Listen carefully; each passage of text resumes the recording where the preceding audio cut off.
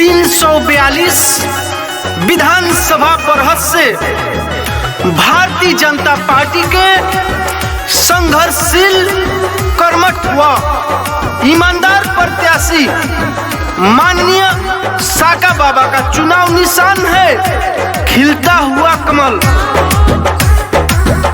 अब की कोमल खिलावे के बाद फिर बीजेपी के लावे के बाद अब की बरहज से ए भैया साका बाबा के जितावे के बाद अब की बरहज से ए भैया साका बाबा के जितावे के बाद। जी हाँ, याद रहे खिलता हुआ कमल। सभी माताओं बहनों एवं चाचा चाची, याद रहे आपका अपना चुनाव निशान है खिलता हुआ कमल। भारतीय जनता पार्टी का चुनाव चिन्ह है खिलता हुआ कमल। साका बाबा जीतती है तो करी है विकास हो, पूरा होई सारा जनता के आस हो।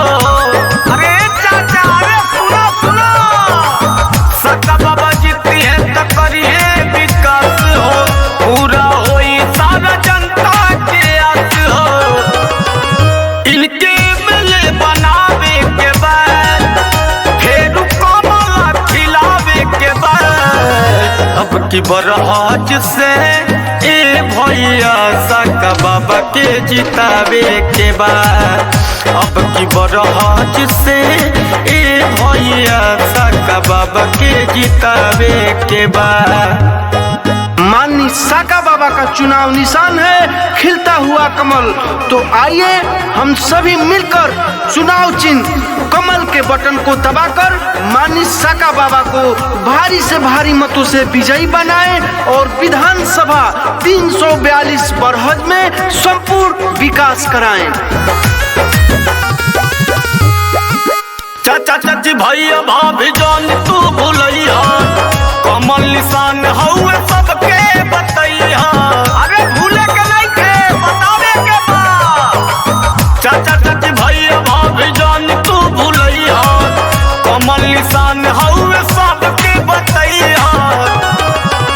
राम राज फेर लावे के बाद फेर कमल खिलावे के बाद अब की बरहज से ए भैया साका बाबा के जितावे के बाद अब की बरहज से ए भैया साका बाबा के जितावे के बाद।